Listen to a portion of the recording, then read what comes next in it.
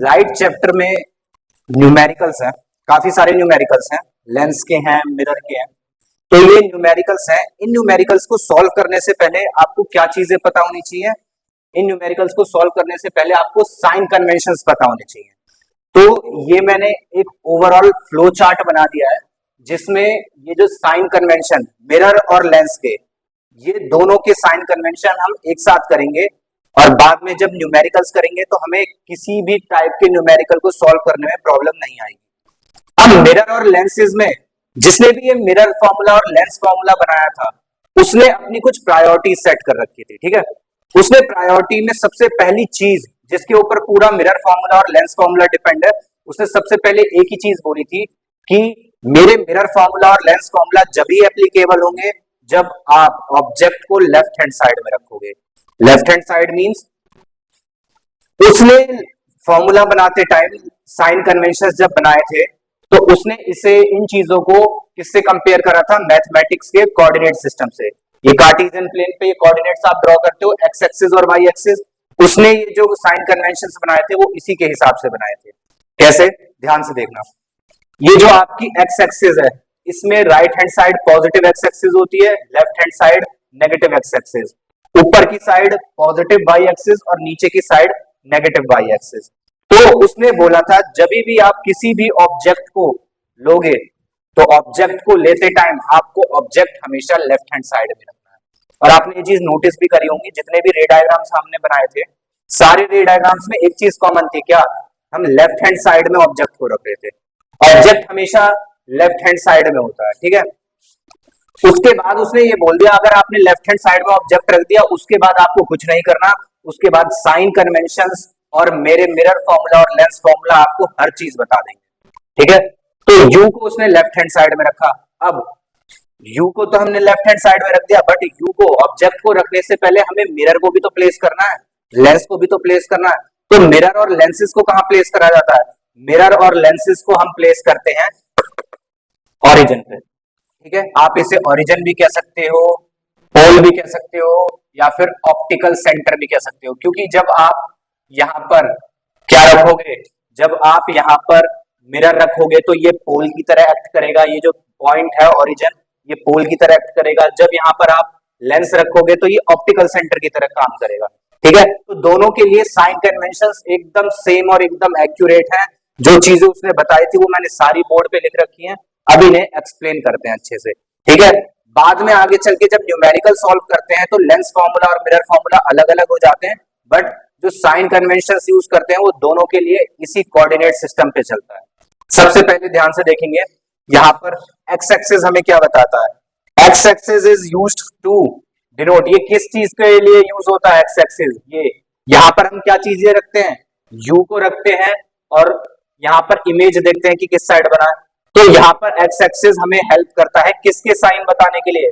Object distance के, image distance के और focal length of the mirror. Mirror के फोकल लेंथ को भी बताने में एक्स एक्सिस हेल्प करता है। कैसे?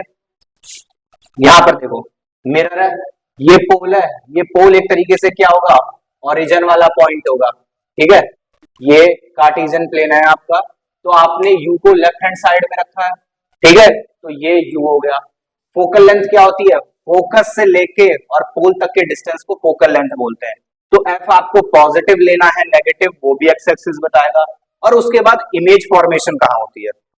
इमेज इस साइड बनेगी कि उस साइड बनेगी, वो भी जो है साइन कन्वेंशंस बता देंगे। यही सेम चीज लेंसेज में हो जाती है। लेंसेज में भी यू को हम नेगेटिव साइड रखते हैं, नेगेटिव एक्स एक्सिस पे। फोकल लेंथ को फिर देखते हैं कि फोकल लेंथ किस साइड बनी है, ठीक है, फोकल लेंथ किस साइड आ रही है। और उसके बाद इमेज के डिस्टेंस को देखते हैं कि इमेज किस साइड बना है। तो ये जो एक्स एक्सिस है, x axis is used to denote the signs of object, image and the focal length of mirror.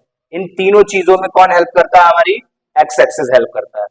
Next इसके बाद आता है Y axis is used for. अब वाई एक्सिस का काम क्या होता है? तो वाई एक्सिस का काम ये होता है, वाई एक्सिस हमें डिनोट करता है कि हाइट ऑफ ऑब्जेक्ट और हाइट ऑफ इमेज हमें क्या लेनी है। अब ऑब्वियस सी बात है, यहां पर यू तो हमने फिक्स कर देते हैं, ऑब्जेक्ट को हम लेफ्ट हैंड साइड में फिक्स कर देते हैं और इरेक्ट रखते हैं। तो हाइट ऑफ ऑब्जेक्ट तो हमेशा हमारी इरेक्ट होगी, सीधी होगी। तो इस वजह से हाइट ऑफ ऑब्जेक्ट तो हमेशा पॉजिटिव होती है, क्योंकि इसे हम हमेशा ऐसे सीधा रखते हैं, ठीक है, ये हमेशा ऐसे सीधा होता है। बट कभी कभार क्या होता है, इमेज जो है आपकी इन्वर्टेड भी बन सकती है, उल्टी इमेज भी बन सकती है। तो हाइट ऑफ इमेज के साइन जो है वेरी कर सकते हैं, वो डिपेंड करता है कि आपने कौन से टाइप का लेंस लिया या कौन से टाइप का मिरर लिया है, ठीक है। तो वाई एक्सिस हमें हाइट ऑफ ऑब्जेक्ट और हाइट ऑफ इमेज के साइंस बताता है, ठीक है। इसके बाद नेक्स्ट देखते हैं लीनियर मैग्निफिकेशन। लीनियर मैग्निफिकेशन एक बहुत इंपॉर्टेंट टर्म है, क्यों? क्योंकि linear magnification, the sign of linear magnification. अब लीनियर मैग्निफिकेशन में दो चीजें होती हैं, जैसे मैंने आपसे बोला था magnification of plane mirror is +1। हम नॉर्मल 1 भी तो लिख सकते थे, हमने यहाँ पर चीजें +1 लिख के क्यों डिनोट करा? क्योंकि मैग्निफिकेशन में दो चीजें होती हैं, एक तो ये साइन और एक ये पीछे जो वैल्यू होती है, ठीक है। मैग्निफिकेशन का जो साइन है, the sign of magnification, linear magnification tells us whether the image is formed real या वर्चुअल, कि कोई भी इमेज जो बनी है वो रियल बनी है कि वर्चुअल बनी है, वो चीज डिपेंड करती है किस पे? लीनियर मैग्निफिकेशन के साइन पे।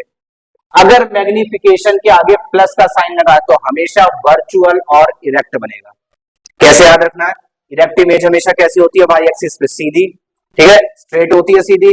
तो उस केस में वाई एक्सिस पॉजिटिव होता है, तो इसलिए अगर इरेक्ट आ गया तो समझ जाओ मैग्निफिकेशन पॉजिटिव होगी। और जो भी इरेक्ट इमेज बनती है वो हमेशा वर्चुअल होती है, जो इन्वर्टेड इमेज होती है वो हमेशा रियल होती है।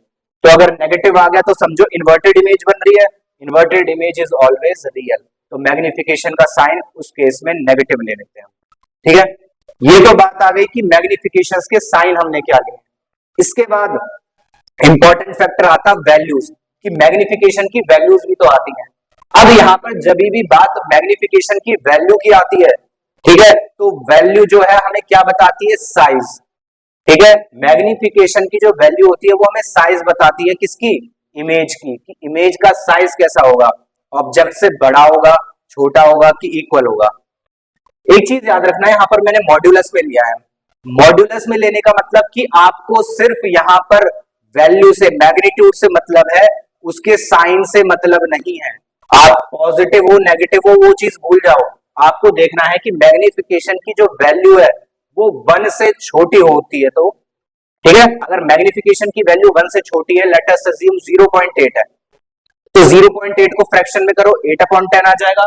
तो जब भी कोई मैग्निफिकेशन की वैल्यू प्रॉपर फ्रैक्शन की फॉर्म में आए तो समझ जाना मैग्निफिकेशन 1 से छोटा होगा। अगर मैग्निफिकेशन किसी भी चीज का 1 से छोटा है तो वो इमेज को क्या करेगा? छोटा बना देगा ऑब्जेक्ट से। तो इस केस में the size of image will always be diminished या स्मॉल। वो डिपेंड करता है कि कितनी ज्यादा बन रही है। अगर बहुत ज्यादा छोटी इमेज बन रही है, जैसे 0.001 बहुत ज्यादा छोटी इमेज है, तो उसे आप पॉइंट साइज या हाईली डिमिनिश्ड भी बोल सकते हो, लेकिन बनेगी जो इमेज वो काफी स्मॉल बनेगी, ठीक है।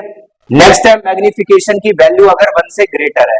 अगर आपके मैग्निफिकेशन की वैल्यू 1 से ग्रेटर है, मींस इम्प्रॉपर फ्रैक्शन फॉर्म होगा। लेट अस अज्यूम 10/3 आ गई मैग्निफिकेशन की वैल्यू, इसे आपने 10/3 है, 10/3 इज इम्प्रॉपर फ्रैक्शन, इसे आप कन्वर्ट करते हो तो 3/1/3 आएगा, मतलब 3 टाइम्स से तो ग्रेटर इमेज बनेगी। तो इस केस में जो साइज है वो हमेशा एनलार्ज और बिग इमेज बनती है, ठीक है। The size of image will be greater than the size of object. अगर मैग्निफिकेशन की वैल्यू, ठीक है, सिर्फ modulus of m is greater than 1, तो इस केस में जो है इमेज बड़ी बनेगी। नेक्स्ट आ जाता है the magnification of any mirror is given 1। अगर मैग्निफिकेशन 1 है, जैसे ये वाला एग्जांपल देख लो, ये प्लेन मिरर के केस में बोला था ना +1 होती है मैग्निफिकेशन। +1 मैग्निफिकेशन क्या डिनोट करती है? The plus sign denotes that the image that is formed in a plane mirror will be virtual and direct. वहां पर जो हमारी इमेज बनेगी वो वर्चुअल एंड डायरेक्ट। मैं प्लेन मिरर में अपने आप को देखूंगा, सीधा दिखता है, एकदम स्ट्रेट खड़ा हूं तो सीधा ही दिखता है, ठीक है, हेड ऊपर और लेग्स नीचे। तो यहाँ पर इस केस में जो है मैग्निफिकेशन जो है का जो प्लस साइन है वो हमें वर्चुअल और इरेक्ट शो करता है, और एग्जैक्ट वैल्यू 1 जो होती है, मैग्निफिकेशन इज इक्वल्स टू 1, इसका मतलब the size of object and image are exactly same, of same size. The size of image is same as object अगर मैग्निफिकेशन की वैल्यू प्लस का 1 है, ठीक है। प्लस साइन डिनोट करता है वर्चुअल एंड डायरेक्ट को, और 1 शो करता है कि उसका साइज जो है एग्जैक्टली सेम, ठीक है। ये तो मैग्निफिकेशन के बारे में चीज हो गई।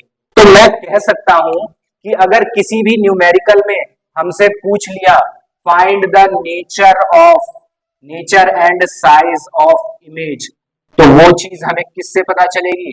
वो चीज हमें पता चलेगी लीनियर मैग्निफिकेशन से। लीनियर मैग्निफिकेशन हमेशा हमें जो है नेचर और साइज बताता है इमेज का। ठीक है, तो ये कुछ टॉपिक्स थे इंपॉर्टेंट। अब इसके बाद डिस्कस करते हैं कनकेव और कन्वेक्स के मिरर और लेंस में साइन कन्वेंशन किस हिसाब से चेंज होते हैं और क्या क्या चीजें हमें लेनी होती है। ठीक है,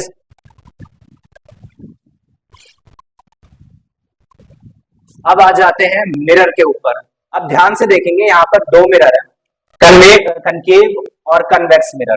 ठीक है, अब साइन कन्वेंशन के इस पार्ट पे आने से पहले आपको सबसे पहले तो रे डायग्राम्स आने चाहिए, मिरर के भी और लेंसेज के भी। तो एक बार रिकॉल करते हैं। कनकेव के हमने 6 केसेस करे हैं। कनकेव मिरर में हमारे 6 केसेस होते हैं, जिनमें से स्टार्टिंग के 5 केसेस में जो है ऑब्जेक्ट इसी साइड यहाँ पर कैसी बनती है, रियल एंड इन्वर्टेड। रियल और इन्वर्टेड इमेज बनती है 5 केसेस में। जो लास्ट का केस है वहां पर वर्चुअल और इरेक्ट बनती है। ठीक है, रे डायग्राम्स में हमने ये चीज कर रखी है। कन्वेक्स मिरर के केस में सिर्फ 2 केस होते हैं, और उन दोनों केसेस में पहला केस कौन सा होता है, when object is kept at infinity. Infinity पे रखा है तो फोकस पे बन जाता था। और दूसरा, अगर किसी फाइनाइट डिस्टेंस पे, मींस इंफिनिटी से लेके और अगर पोल के बीच में हमने कहीं भी ऑब्जेक्ट को रख दिया तो वो पोल और फोकस के बीच में उसकी इमेज फॉर्म होती थी। ठीक है, तो ये इसके 2 केस थे। तो ये केसेस अगर आपको याद होंगे तो उस बेसिस पे आप इसके साइन कन्वेंशन भी याद कर लोगे। तो सबसे पहले देखते हैं, आते हैं सबसे पहले कनकेव मिरर पे। अब ये कनकेव मिरर आपको गिवन है, यहाँ पर u की वैल्यू क्या है, नेगेटिव। लेंस हो मिरर हो, u की वैल्यू आंख बंद करके हमेशा नेगेटिव ले लो, क्योंकि ये फॉर्मूले बनाते टाइम प्रायोरिटीज पहले ही सेट कर दी गई थी कि u हमेशा नेगेटिव ही लेना है। u गलती से भी आपने उस साइड ले लिया कि चलो मैं इस बार मिरर को मोड़ के उस साइड और u को उस तरफ रखता हूं, तो आपका मिरर फॉर्मूला, लेंस फॉर्मूला पूरा खराब हो जाएगा। आपके वैल्यूज आंसर आएंगे ही नहीं, सारी वैल्यूज गलत आएंगी। ये मिरर फॉर्मूला और लेंस फॉर्मूला बनाए जब गए थे, जब हम u को लेफ्ट हैंड साइड में रखेंगे। तो अब ये कनकेव मिरर है, u को हमने लेफ्ट हैंड साइड रखा तो u इज नेगेटिव। अब आप ये कैसे पता करोगे कि फोकल लेंथ कौन से मिरर की और कौन से लेंथ की पॉजिटिव या नेगेटिव होती है? तो वो डिपेंड करता है कि उस मिरर का फोकस किधर है। ये मिरर है कनकेव मिरर, अगर इस कनकेव मिरर को किससे काटा गया है, एक स्फेरिकल मिरर से, तो ये जिस भी स्फेरिकल मिरर का पार्ट था उसे कंप्लीट करने की कोशिश करो स्फीयर को। ये स्फीयर इस साइड से कंप्लीट हो रहा है, तो मींस इसका सेंटर ऑफ कर्वेचर भी यहीं कहीं लाई करेगा और फोकस भी इस साइड होगा। तो अगर इसका फोकस लेफ्ट हैंड साइड में आया है तो इसकी फोकल लेंथ भी लेफ्ट हैंड साइड में ही होगी। इस वजह से इसकी फोकल लेंथ हम नेगेटिव लेते हैं। उस पे आ जाओ, कन्वेक्स मिरर में देखो, कन्वेक्स मिरर में ये मिरर किस साइड को क्लोज हो रहा है, स्फेरिकल शेल अगर ये बनाएगा वापस तो उस साइड को। अब राइट हैंड साइड में अगर ये क्लोज हो रहा है तो इसकी फोकस राइट हैंड साइड पे लाई कर रही है। राइट हैंड साइड पे अगर इसकी फोकस लाई कर रही है तो फोकल लेंथ भी इसकी राइट हैंड साइड होगी। That's why we have taken the focal length as positive. ठीक है, now moving on to image distance. जब बात आती है इमेज डिस्टेंस की, तो इमेज फॉर्मेशंस के लिए अब आपको प्योर रे डायग्राम से याद होने चाहिए थे। 5 केसेस थे जिसमें लेफ्ट हैंड साइड में बन रहा था, इसलिए नेगेटिव ले लिया। एक लास्ट का केस है जिसमें इरेक्ट इमेज बन रही थी other side, right hand side, तो इस वजह से पॉजिटिव ले ली। तो कनकेव मिरर के केस में v की वैल्यू नेगेटिव भी हो सकती है, पॉजिटिव भी, वो डिपेंड करता है कि कौन सा केस है। कन्वेक्स मिरर के केस में क्या होता है, कन्वेक्स मिरर के केस में जो दोनों इमेजेस बनती हैं वो दोनों ही राइट हैंड साइड में फॉर्म होती है, इसलिए इसके v की वैल्यू ऑलवेज पॉजिटिव होगी। ठीक है, नेक्स्ट इसके बाद आ जाता है हमारा लेंस। अब लेंस में 2 टॉपिक है, कन्वेक्स लेंस और कनकेव लेंस। अब सबसे पहले बात आती है कन्वेक्स लेंस की। तो कन्वेक्स लेंस में हम u को फिर दोबारा लेफ्ट हैंड साइड में रखा, तो दोनों केसेस में जो है u की वैल्यू नेगेटिव होगी। अब लेंसेज में देखने वाली बात यह है कि फोकल लेंथ इसकी किस साइड लाई करती है। तो उसके लिए आप ये याद कर सकते हो कि u को अगर मैं इंफिनिटी पे रखूं और यहां से पैरेलल लाइंस को ड्रॉ करूं और ये जब पास होते हैं तो according to rule number 1 the lines going parallel to the principal axis meets at focus. तो फोकस इसका किधर होता है, राइट हैंड साइड। तो इस वजह से इसकी फोकल लेंथ ऑलवेज पॉजिटिव होती है। But in the case of concave lens when the parallel line goes when the ray of light goes parallel to principal axis after diverging it appears to meet at the focus। और अगर appears to meet at the focus है तो जिस side object रखा है उसी side इसका focus होगा, लेफ्ट हैंड साइड में। That's why we have taken the focal length as negative, इसलिए फोकल लेंथ को हमने नेगेटिव लिया है। नेक्स्ट इसके बाद बात आ जाती है आपके इमेज डिस्टेंस की। अब इमेज डिस्टेंस कैसे वेरी करता है, तो इसके भी आपने करें, इसके सेम 6 केसेस होते हैं। जैसे लेंस उसमें मिरर में होते थे कनकेव के, ऐसे ही कन्वेक्स के लेंस में 6 केसेस होते हैं, जिसमें से 5 केसेस में जो है इमेज राइट हैंड साइड में बनती है और लास्ट की जो इमेज है वो virtual and direct left hand side में बन जाती है। तो इस केस में इसके v की वैल्यू नेगेटिव भी हो सकती है और पॉजिटिव भी। अब कनकेव लेंस में जो दोनों केसेस है, दोनों केसेस में लेफ्ट हैंड साइड ही इमेज बनती है। ये चीज आप रे डायग्राम जब प्रैक्टिस करोगे जब भी आपको ये चीजें पता चलेंगी। तो v की वैल्यू जो है नेगेटिव आ जाती है इस केस में। तो ओवरऑल जो है ये पूरा कंक्लूजन ये निकला, ये साइन कन्वेंशन की पूरी एक तरीके से फ्लो चार्ट कह सकते हो या एक इंपॉर्टेंट टर्म कह सकते हो, क्योंकि अगर आपको ये फ्लो चार्ट किसी ने नहीं करवाया तो इसके बिना आप न्यूमेरिकल जो है कभी एक्सपेक्ट मत करना आपको न्यूमेरिकल कर पाओगे। इसे एक बार अच्छे से रिवाइज कर लो, जिंदगी में नहीं भूलोगे, ठीक है, क्योंकि ये एक बहुत इंपॉर्टेंट टॉपिक है और सारी चीजें कनेक्ट होती हैं। फिजिक्स जो है 70 to 80% कनेक्ट करी जाती है मैथमेटिक्स से। मैथमेटिक्स के यूज से ये पूरा साइन कन्वेंशन बनाया गया, तो इसे कोऑर्डिनेट सिस्टम की तरह अपने दिमाग में बिठा लो और जो भी चीजें हैं फिर उसे एक बार रिकॉल करो, रिमाइंड करो अच्छे से, और कभी फिर नहीं भूलोगे इसे, ठीक है। अब इसके ऊपर जितने भी हमारे न्यूमेरिकल्स आते हैं, अब उन न्यूमेरिकल्स को सॉल्व करेंगे। अब इसके बाद सबसे पहला न्यूमेरिकल देखेंगे लेंस का। ये अब concave lens has focal length of 20 centimetre. सबसे पहले कनकेव लेंस बनाते हैं। कनकेव लेंस की फोकल लेंथ हमें 20 सेंटीमीटर गिवन, ठीक है। तो सबसे पहले तो आपको ये पता होना चाहिए, ये ऑप्टिकल सेंटर हो गया, ये f1, ये ट्वाइस ऑफ f1, ये f2, ये ट्वाइस ऑफ f2। सबसे पहले तो आपको ये पता होना चाहिए कि इसकी फोकल लेंथ किधर लाई करती है। तो मैंने लास्ट में अभी वीडियो में बताया था आपको कि इसकी फोकल लेंथ जाने के बाद डाइवर्ज होती है, बट ये appears to meet at this side. So left hand side है, that means focal length will be -20 centimetre. तो फोकल लेंथ -20 सेंटीमीटर होगा। At what distance from the lens a 5 centimetre tall object. तो ये आपको क्या दिया है, हाइट ऑफ ऑब्जेक्ट। क्योंकि हाइट ऑफ ऑब्जेक्ट हम जो भी रखते हैं वो इधर कैसे रखेंगे, इरेक्ट, इसलिए हाइट ऑफ ऑब्जेक्ट को हम प्लस का 5 सेंटीमीटर लेंगे। 5 सेंटीमीटर टॉल ऑब्जेक्ट को रखा है so that the image is formed at 15 centimetre from the lens. अब सबसे बड़ी बात, इसके दोनों केसेस हमने करे थे।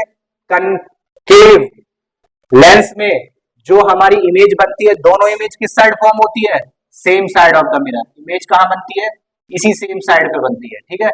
तो इसलिए ये भी क्या होगा, negative. Then v will be equals to -15 centimetre.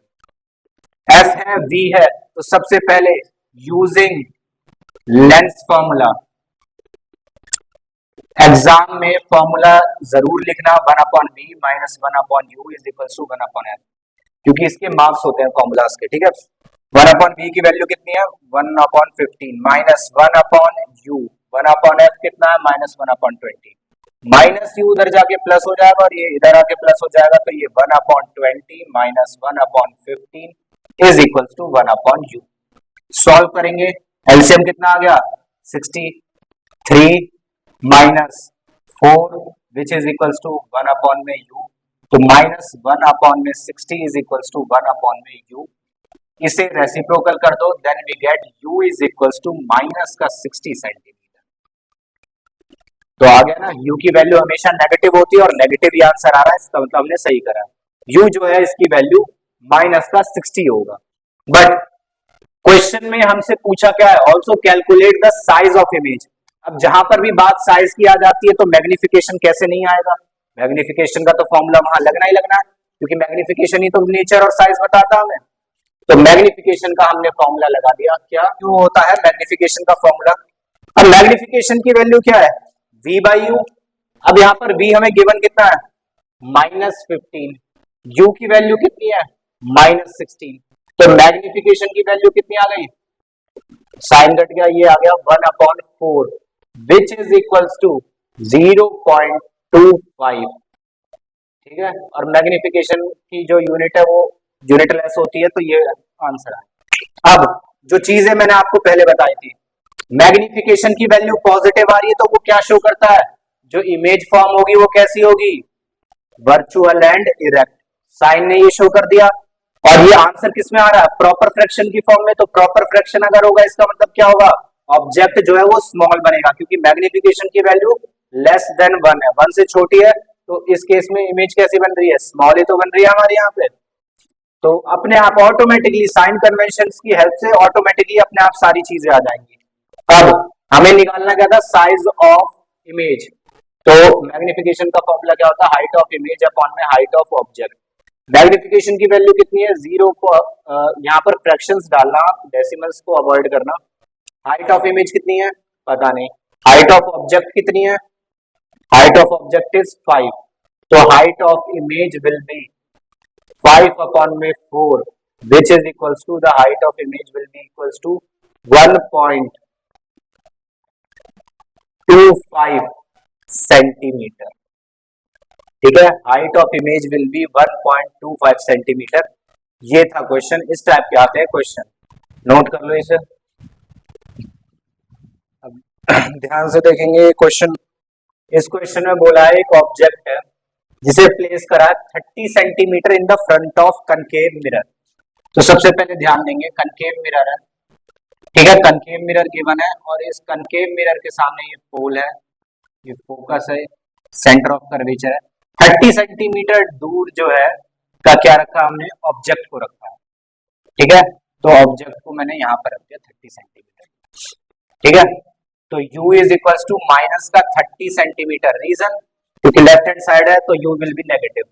अब ऑलरेडी डिस्कस कर चुके हैं, जो कनकेव मिरर होता है उसकी फोकल लेंथ क्या होती है, नेगेटिव। क्यों, क्योंकि इसका फोकस इस साइड लाई करता है, क्योंकि इसका स्फीयर इस साइड को क्लोज होता है।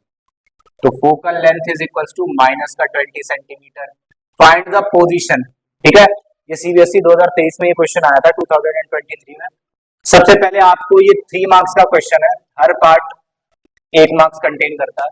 सबसे पहले आपको पोजीशन निकालनी है। तो पोजीशन अगर हमें निकालनी है मींस हमें क्या निकालना है, v की वैल्यू। तो v आप कैसे निकालोगे, यूजिंग मिरर फॉर्मूला। अब मिरर फॉर्मूला क्या होता है, मिरर फॉर्मूला और लेंस फॉर्मूला में बस एक साइन का चेंज है, 1/b plus 1/u is equal to 1/f। Value निकाल दो, 1/b is equal to 1/f minus 1/u। 1/f की वैल्यू कितनी है, माइनस 1/20। इसकी वैल्यू कितनी है, माइनस 1/30। ठीक है, तो ये हो जाएगा पॉजिटिव। ठीक है, एलसीएम आ जाएगा 60, ये आएगा माइनस का 3, ये आएगा प्लस का 2 विच विल बी माइनस 1/60। ठीक है, 1/v किसके इक्वल आ गया, 1/60 के, तो v की वैल्यू यहाँ से हमारे पास क्या आ गई, माइनस का 60 सेंटीमीटर।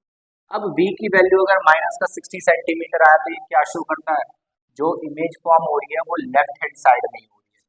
ठीक है, लेफ्ट हैंड साइड में ही हो रही है, ये चीज हमें डिनोट हो गई यहाँ से।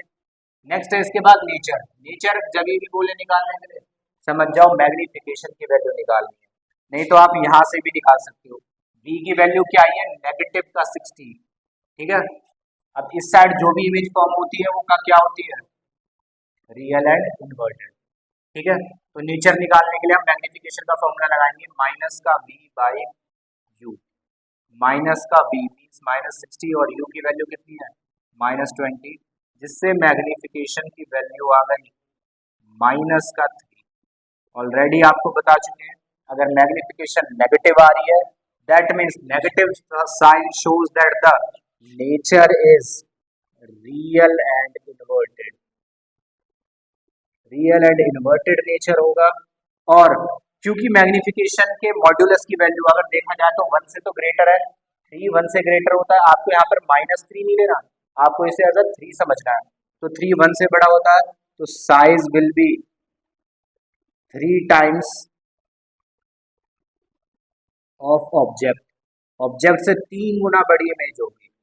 ठीक है, 3 टाइम्स ऑफ द ऑब्जेक्ट। ठीक है, और मैग्निफिकेशन ऑलरेडी हमने निकाल दिया है। अगर क्वेश्चन में कई बार क्या होता है, बोर्ड्स में ये भी पूछ लेता है, ड्रॉ द रे डायग्राम फॉर दिस क्वेश्चन। तो ध्यान से देखो, u की वैल्यू क्या है, रे डायग्राम इसके लिए ड्रॉ करते हैं। ये हो गया मिरर, ये हो गया पोल, फोकस, सेंटर ऑफ कर्वेचर, हर चीज बना दी।